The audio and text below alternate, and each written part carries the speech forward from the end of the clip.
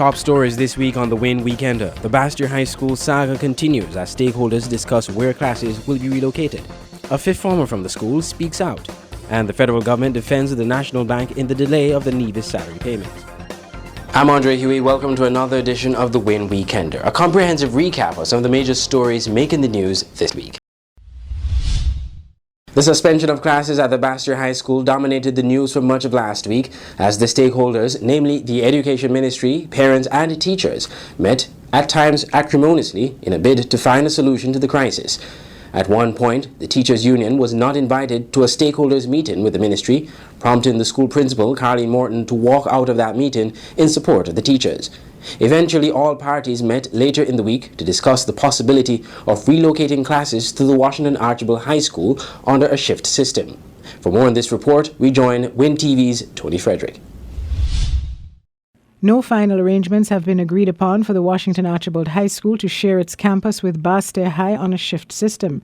Reports reaching WINN FM indicate that emotions ran high at a Ministry of Education meeting with parents and teachers on Thursday evening. Some parents told WINN FM that while they were sympathetic to the circumstances at VHS, they were not prepared for the disruption to their own children's education that would be caused by implementing a shift system. They charged that the BHS was pushing to have the schools swap shifts on a weekly basis and expressed concern that a morning shift might begin too early in the day and an afternoon shift run too late.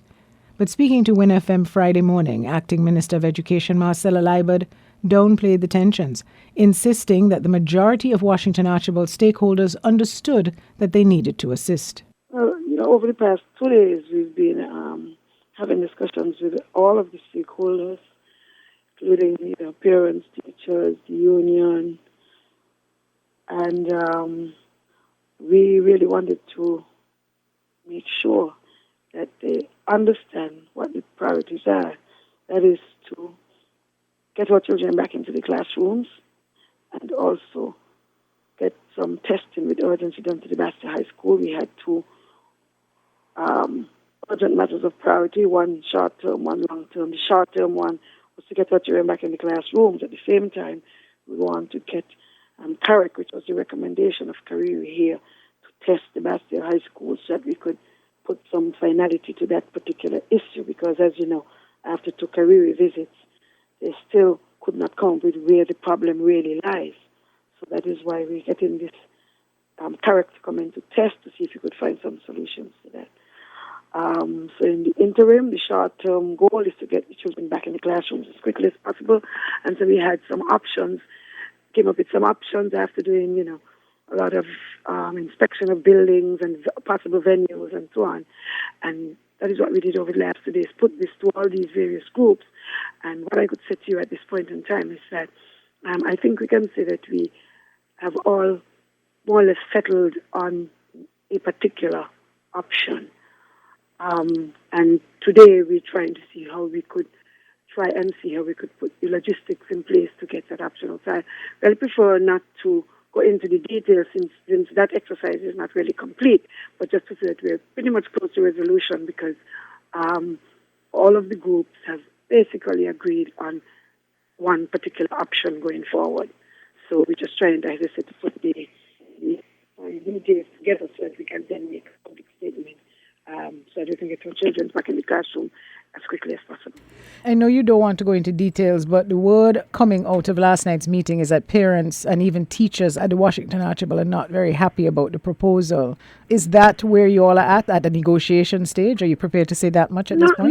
No. I mean, I like Eddie that people are very frank with their views, but at the end of the day, they were also very practical.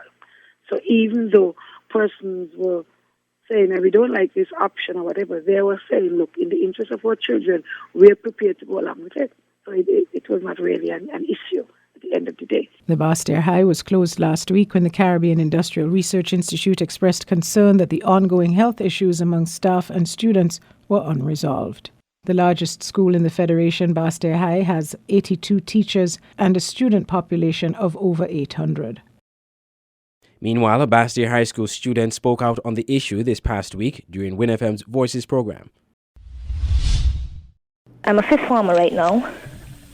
When I was in third form, I started breaking out with these rashes all over my arms and legs.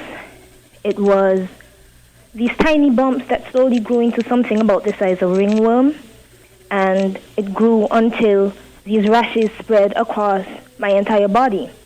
Now, I was completely unsure as to what it was. I went to the hospital, and what I was told was that there were several persons who had reported similar symptoms, but they were unable to diagnose it at the time, and although it did not seem contagious, they would treat it as such.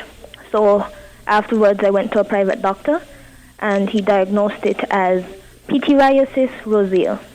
Pityriasis rosea is a skin condition that causes rashes, as like seen on my skin, and some sources say that it is an autoimmune syndrome.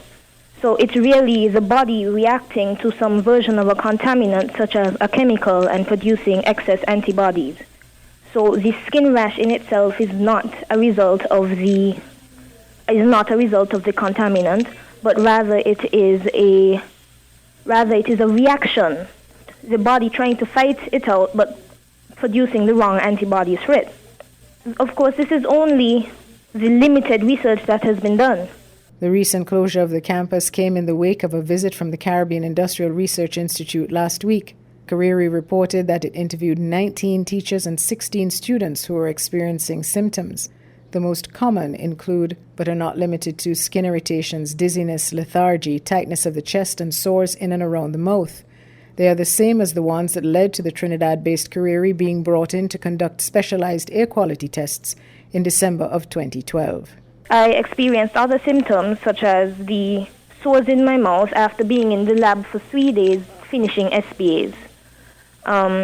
When I returned, the sores were small and came just under my teeth, and they grew slowly until after a while they kind of rested. They kind of almost popped. It's still, the inside of my mouth has like a stringy texture now, as well as my lips.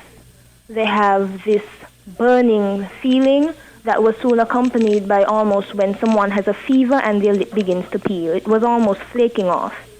So I just wanted to let persons listening know of the symptoms that students can be experiencing and the fact that these patterns have also been seen. I do think that a survey is a good idea if you want to really get information on students, but to my knowledge, the Chief Medical Officer has stated that there will be no survey conducted. I am hoping that an independent organization, possibly the PTA or a group of parents, are able to conduct a survey and ask students about each of their symptoms and how long they have been experiencing it, and if there's any prior condition that may have led to it. And I really hope that the situation is quickly resolved. The Minister of Education, Nigel Carty, indicated to WINN FM on Monday that he is on leave and would speak on the matter upon his return. Still to come, the federal government defends the National Bank in its role in the Nevis delayed salary payment issue. And the police training complex gets new women's quarters.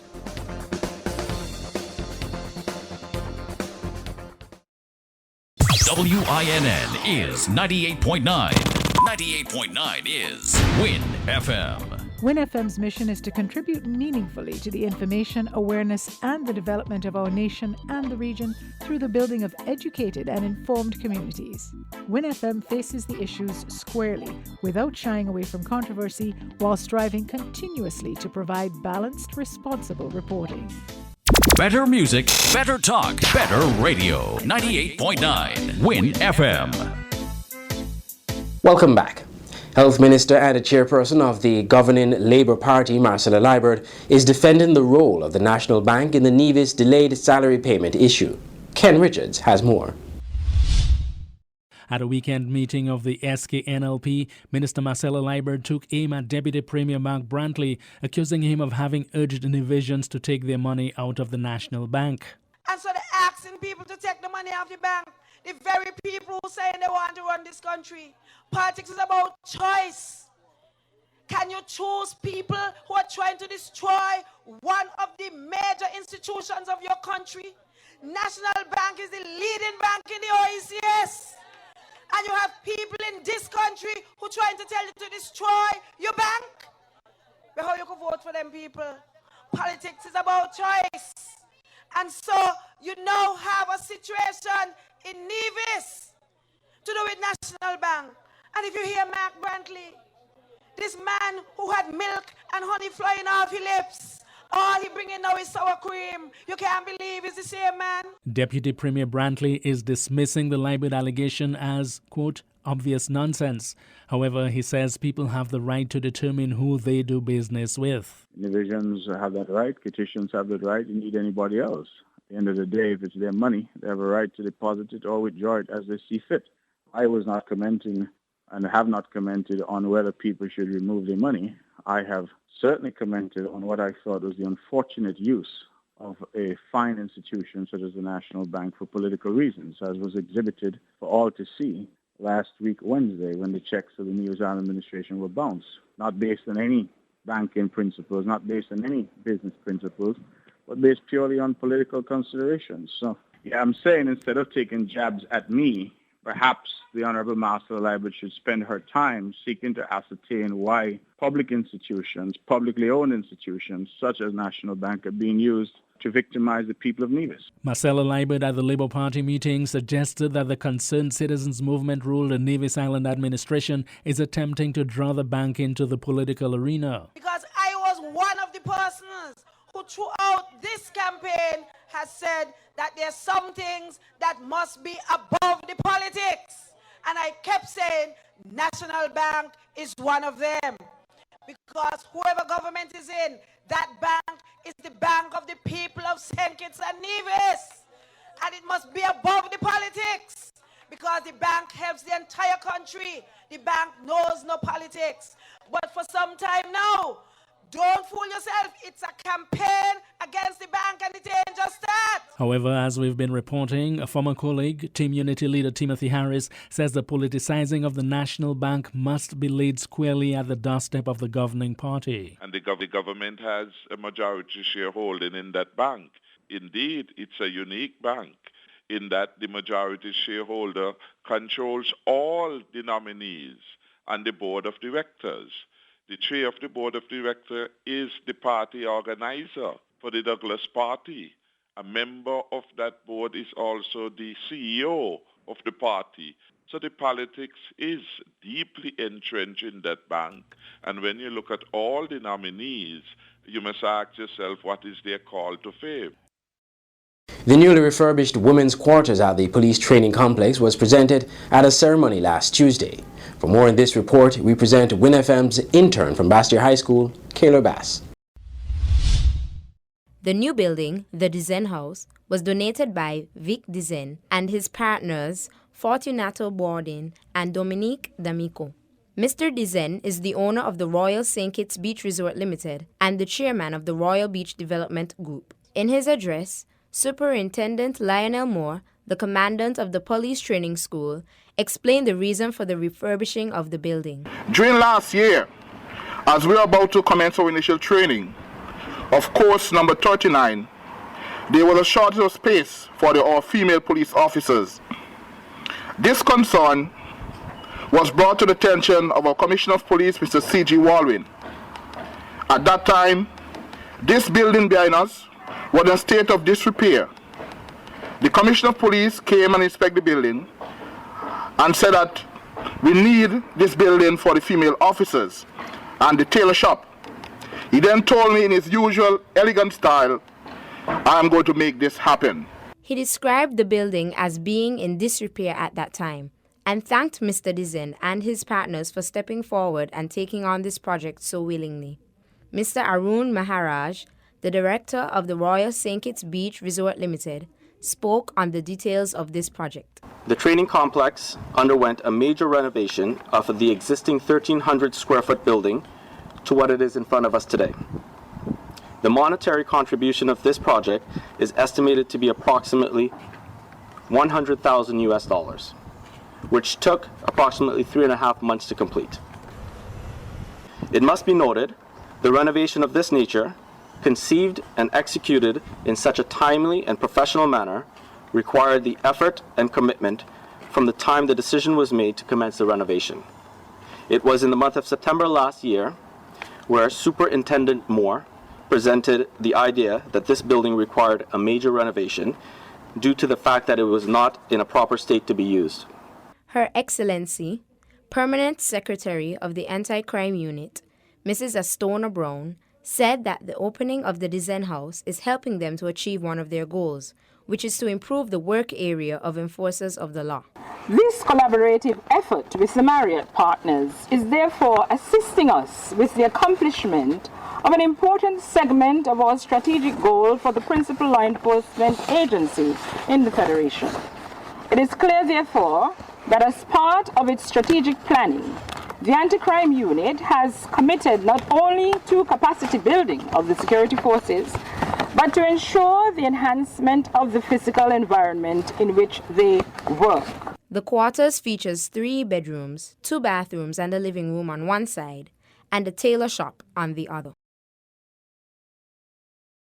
To end the WINN Weekender, a look again at the headlines. The Bastyr High School saga continues as stakeholders discuss where classes will be relocated.